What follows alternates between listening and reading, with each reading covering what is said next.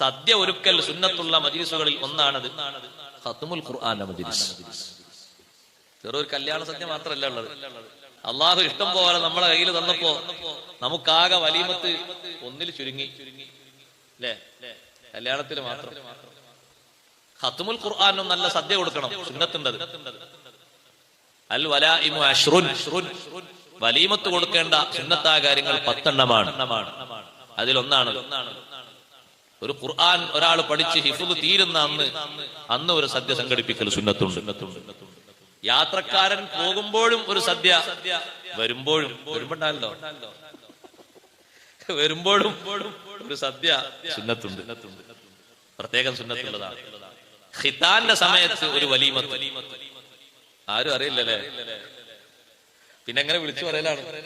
അന്നേരം എന്ന് മാർക്കം കഴിഞ്ഞു, എന്തിനാ വിളിച്ചു പറയുന്നത് അറിയോ? കുറെ പാക്കറ്റ് ഇങ്ങോട്ട് പോന്നോട്ടെ എന്ന് കരുതി.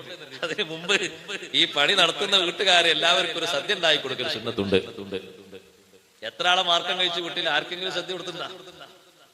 കുട്ടി പ്രസവിച്ച അന്ന്, പ്രസവിച്ച 7-ാം ദിവസം, അല്ലെങ്കിൽ 14-ന്റെ അന്ന്, അല്ലെങ്കിൽ 21-ന്റെ അന്ന്, അല്ലെങ്കിൽ 2 വർഷത്തിനിടയിൽ ഒരു വലിയ സദ്യ, അത് വലീമത്തായിട്ട് കൊടുക്കേണ്ടത്.